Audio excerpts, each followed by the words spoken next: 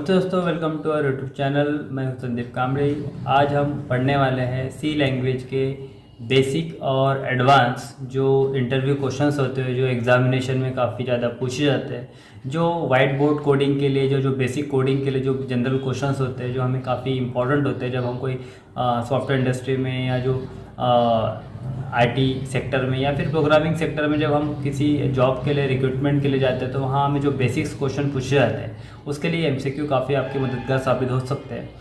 या फिर ये एमसीक्यूज बनाने का मेन इंटेंशन यही है कि आपकी जो एग्जामिनेशन होती है, ऑनलाइन एग्जामिनेशन, ऑनलाइन पेपर्स और जो इंटरव्यू में जनरल जो क्वेश्चन पूछे जाते हैं उससे रिलेटेड जो क्वेरीज है, जो क्वेश्चंस है, उसका सोल्यूशन आज हम देखने वाले हैं, जिससे आपको कहीं ना कहीं अपने बेसिक प्रोग्रामिंग में और प्रोग्रामिंग जो आपकी कंसेप्ट है उसको देखते हैं, टेस्ट करते हैं कि कितनी वो बेस्ट है। वीडियो देखने से पहले आपको ये ज़रूर जानना चाहिए कि आपको सी लैंग्वेज के बारे में डिटेल में पता होना ज़रूरी है।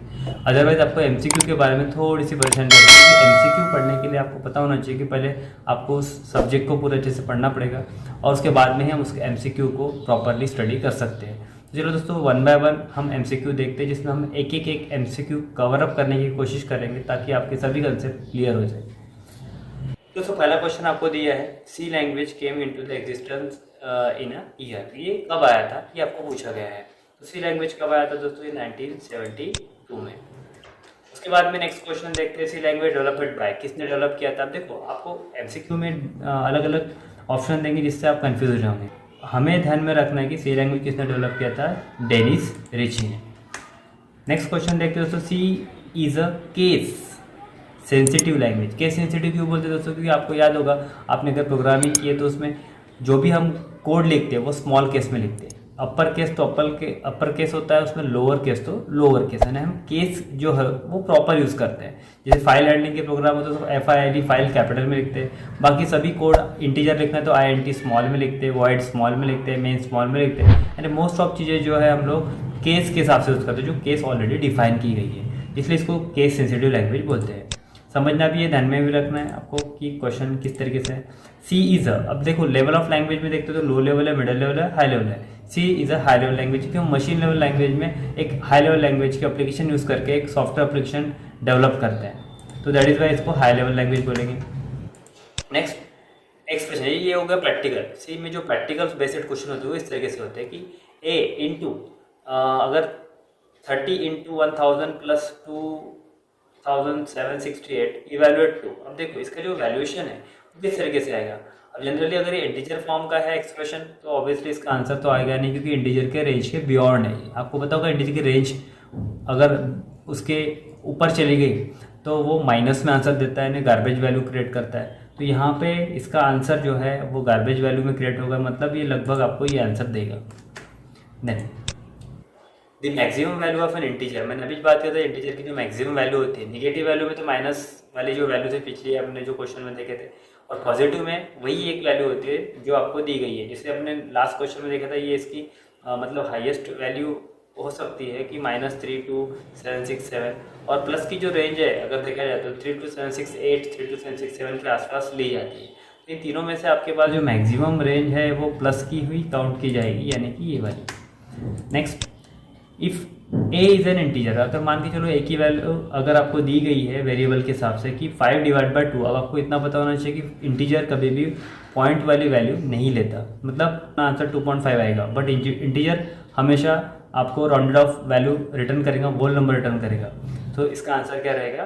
2, यानी ये 2.5 में जनरेट करते हुए 2 जनरेट करेगा। Will be sum of the first 10 number by increasing of i + gives. अगर हम किसी नंबर को इंक्रीमेंट करते जाते हैं 10 नंबर तक, मतलब जैसे कि 1 to अगर हम 10 नंबर के टोटल करते हैं, प्लस करते जाते हैं 1 + 2 + 3 + 4 + 5 से 10 तक प्लस करते हैं, उसका आंसर कितना है? 55 आंसर इसका होना चाहिए। Next, macros are define using, ये हैश डिफाइन लगाना होता है जिससे हम माइक्रोज डिफाइन करते हैं, जो वन टाइम ऊपर ग्लोबली हमें कोई साइन वेरिएबल्स डिफाइन करना है जो हम फ्यूचर में ग्लोबली यूज़ कर सकते हैं, तो उसके लिए माइक्रोज का हम यूज़ करते हैं। Then of the following is allowed in a C arithmetic instruction. Arithmetic instruction के लिए हम लोग जनरली ब्रैकेट यूज़ करते हैं, ये ध्यान में रखना है। Next, use represent pointer, pointer का सिंबल यानी स्टार वाला एस्ट्रिक सिंबल जिसको बोलते हैं वो ये वाला है। काफ़ी इजी क्वेश्चन होते हैं अगर आपको थोड़ा बेसिक नॉलेज होगा तो। Taking I equals to 1 by incrementing I plus plus अगर करते हैं यानी by using while I less than और इक्वल्स टू 10, तो आउटपुट विल भी क्या आएगा, ऑब्वियसली आई की वैल्यू 1 है और आई लेस दैन 10 है, तो वैल्यू क्या आएगी 1 to 10 तक प्रिंट करेगा, मतलब अप टू 10 तक हो जाएगा। मतलब इसका आंसर क्या होना चाहिए आपका 1 to 10। Maximum width of the C variable name is, C variable की मैक्सिमम विड्थ जो होती है वो 32 कैरेक्टर की होती है।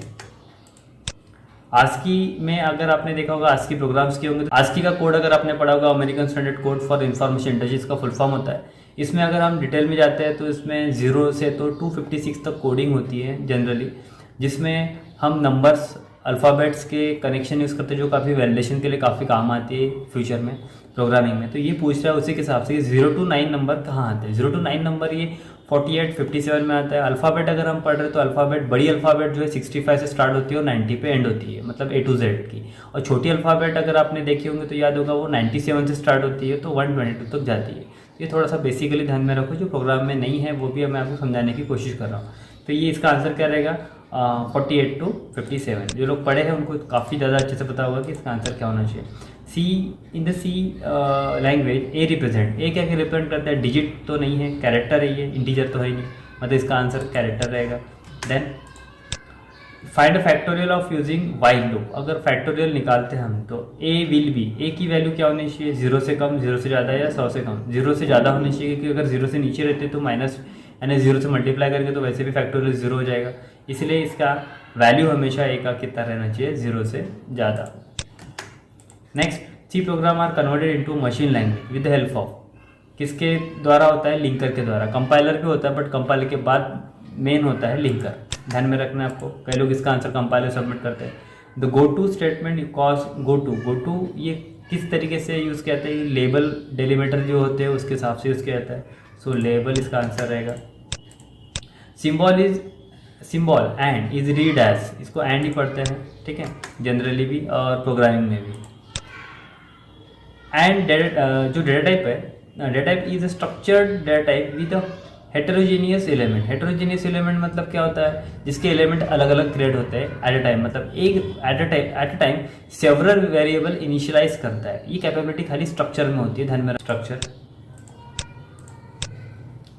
ए is a collection of a data element is called as element, मतलब एरे, यस एरे होना चाहिए इसका answer. Array is a collection of a item, it's called element. मतलब एरे में क्या होता है, जैसे हम क्लोन बनाते हैं, जैसे रोबोट जैसे क्लोन होते हैं, एरे को हम दूसरी डेफिनेशन में भी ले सकते हैं, array is a similar types of data element भी बोलते हैं, ठीक है, एक तरीके से, यानी अलग अलग टाइप के। स्विच केस में भी रिटर्न इन असेंडिंग ऑर्डर में होना चाहिए, 1 2 3 4, डिसेंडिंग में होना चाहिए या एनी ऑर्डर। स्विच केस के बारे में ध्यान रखो, आप कोई भी ऑर्डर में लिख सकते हो, पहले 1 बाद में 3 बाद में 6, ऐसे कुछ भी लिख सकते हो, इसका आंसर एनी ऑर्डर रहेगा। While loop test the condition, while loop test कैसे करता है, टॉप करता है, एंड करता है, मिडिल करता है। वाइल लूप टॉप में ही टेस्ट करता है क्योंकि इसका लूपिंग ऊपर होता है, क्योंकि डू वाइल उसके नीचे होता है अगर जगह है तो, as compare to do while, तो इसका टेस्टिंग क्या रहेगा टॉप पे। Then next, do while loop test the condition. Do while क्या होता है, अब वही सेम क्वेश्चन है बट ये कहा रहता है सबसे एंड में, क्योंकि डू पहले लगाते हैं और वाइल बाद में। Then does not represent valid storage classes. Storage classes 4 type के होते हैं, जैसे आपको पता होना चाहिए कि ऑटोमेटिक, स्टैटिक, रजिस्टर और एक्सटर्नल, ये ऐसे 4 टाइप के स्टोरेज क्लासेस सी लैंग्वेज में प्रोवाइड किए गए हैं, जिसमें से ऑटोमेटिक है, स्टैटिक है, बट यूनियन यहाँ पे नहीं है, वो अलग है। Then else statement is exactly return, कैसे लिखा रहेगा, below the if, above the if या the pair of if. Else obviously below the if रहेगा, क्योंकि हम पहले इफ लिखेंगे उसके बाद में ही एल्स आएगा, कॉमन सेंस की बात है। सी लॉजिकल एंड, जो लॉजिकल एंड होता है operating is representing as a binary और डॉस और ग्राफिक्स, इसको बाइनरी ऑपरेटर बोलते हैं। जैसे लॉजिकल जो होता है, जैसे एंड यूज करते हैं सिंबल, उसमें keyword is used to exit the loop at a arbitrary spot. Exit करना है तो उसके लिए ब्रेक कीवर्ड यूज किया जाता है, जैसे हम स्विच केस में वगैरह ब्रेक यूज करते हैं वैसे। The loop execute at least once, एक तो भी बार एग्जीक्यूट होगा, दैट इज ब्रेक। ब्रेक में क्या होता है, कंडीशन वहाँ पे एग्जीक्यूट होंगी एंड देन कंडीशन में इफ लगाने के बाद हम कंडीशन लगाते हैं कि अगर if this condition is possible then break, means क्या होगा, वो कंडीशन रन होंगी, एग्जीक्यूट होंगी और देन प्रोग्राम बंद होगा। So that's a break keyword use किया जाता है। एग्जिट उससे अलग होता है, वो पूरा प्रोग्राम टर्मिनेट कर देता है, उसी की जगह पे अगर एग्जिट लगाते हैं ब्रेक की जगह। तो the number of relational operator in a C language is, total 6 type के होते हैं, जैसे कि less than, greater than, less than equals to, greater than equals to और नॉट इक्वल्स टू। ये ऐसे 6 टाइप के ऑपरेटर्स हैं।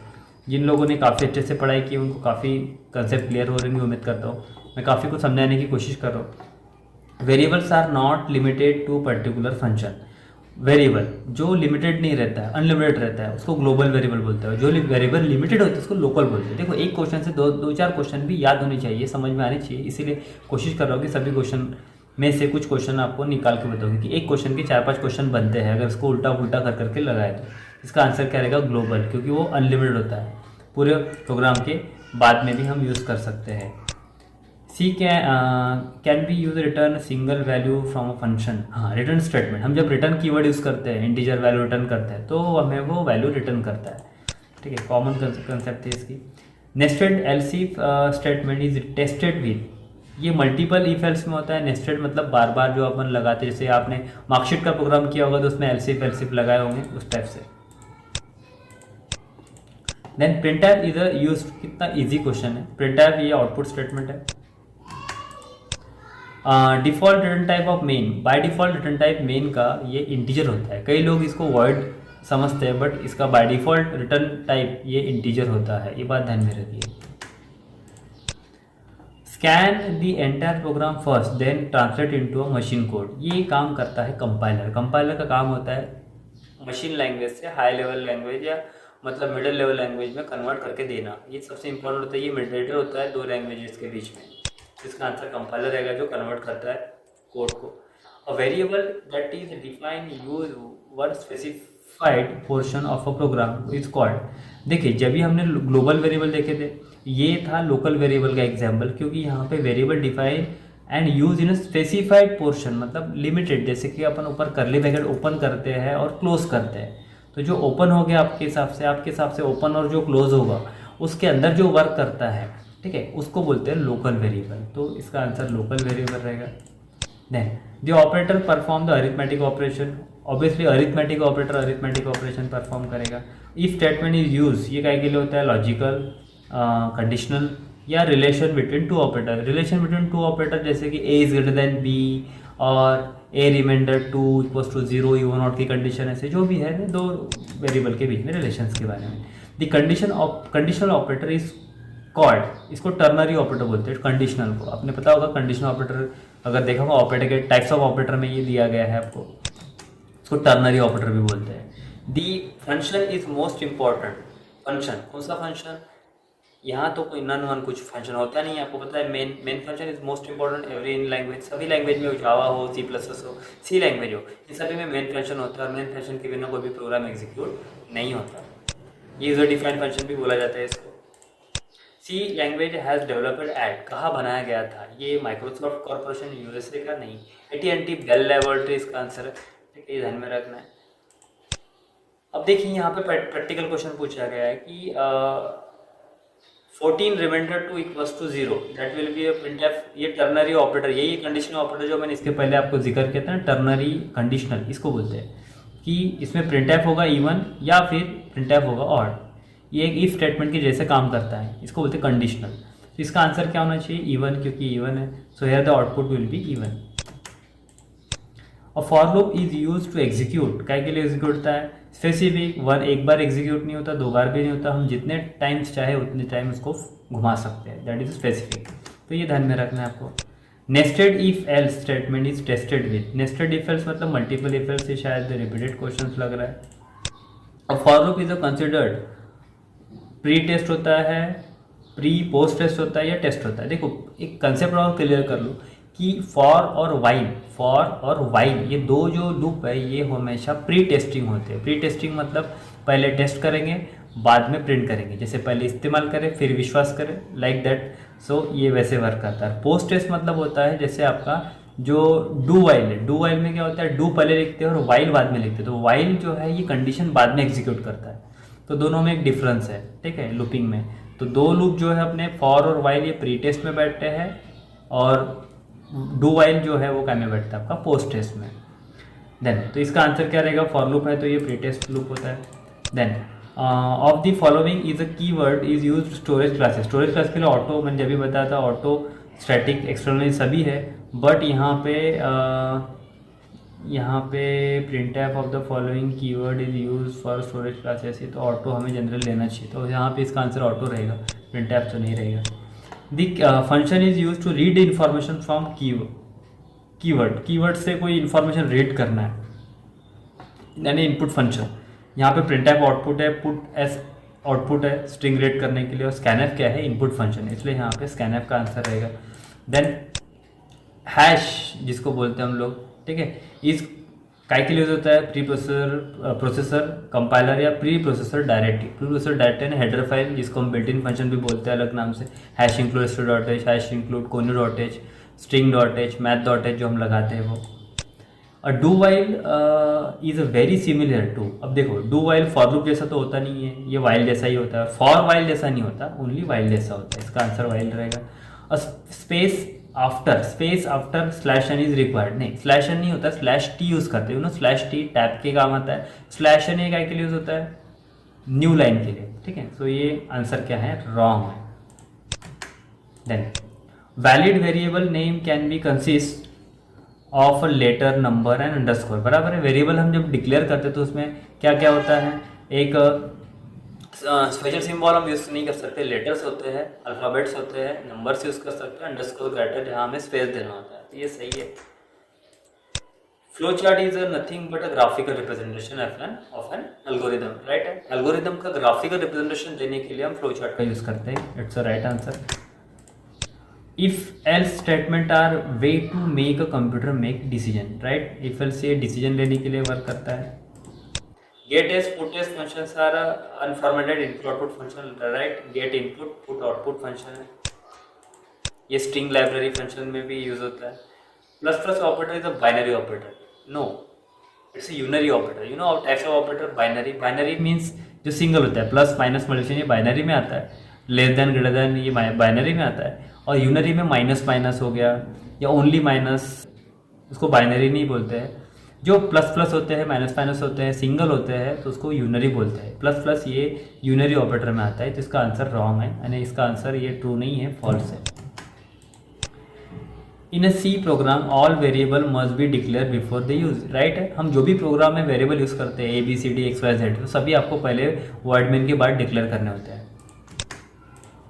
We can not create a structure within a structure, ऐसा नहीं है। फॉर लूप के अंदर फॉर लूप यूज़ कर सकते हैं, तो स्ट्रक्चर के अंदर स्ट्रक्चर भी हम यूज़ कर सकते हैं। आपने पढ़े होंगे नोट्स में, अपने एनआईटी की क्लासेस के नोट्स में दिया हुआ है काफ़ी क्लियर कट, अगर आपने पढ़े होंगे तो आपको अच्छे से पता होगा कि स्ट्रक्चर में स्ट्रक्चर हम यूज़ कर सकते हैं।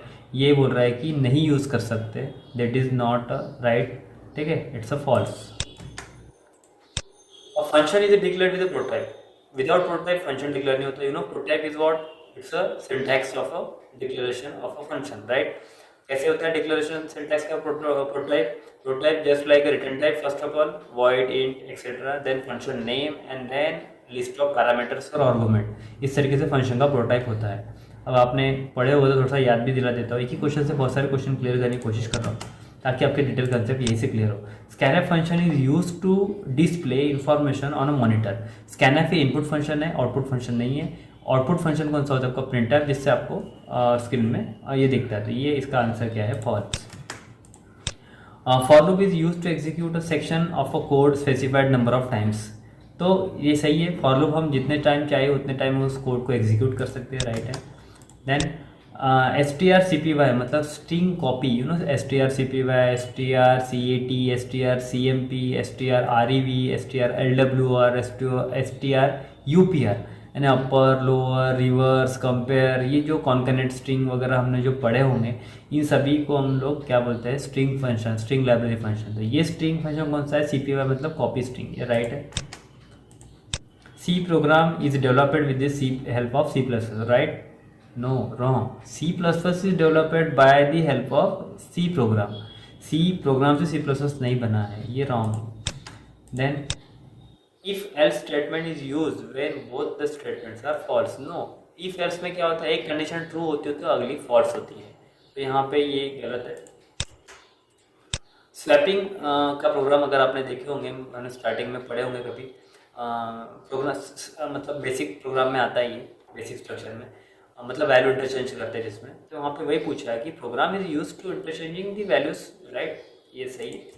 देन नेक्स्ट, ये जो नंबर दिया आपको इतना बड़ा, ये शायद पढ़ने में प्रॉब्लम जाएगा, बट ये है लॉन्ग का मैक्सिमम वैल्यू. तो यहाँ पे maximum capacity of longer integer बोला गया है, तो इसका आंसर सही है. आपको ये थोड़ा सा ध्यान में रखना, इतना बड़ा नंबर याद तो नहीं रहेगा, बट बेसिकली आगे के 2-3 डिजिट और पीछे के 2-3 डिजिट भी याद रखे तो भी चलेगा.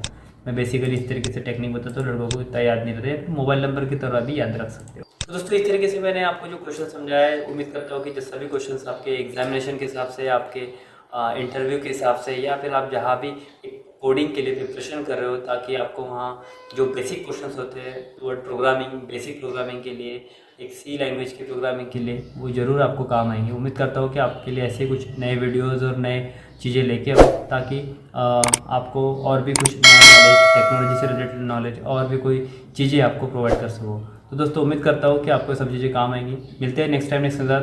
तब तक चैनल को सब्सक्राइब करना ना भूलिए और बेल आइकॉन पे जरूर क्लिक करिए, ताकि नए वीडियो की नोटिफिकेशन आपको जल्दी मिलते जाए.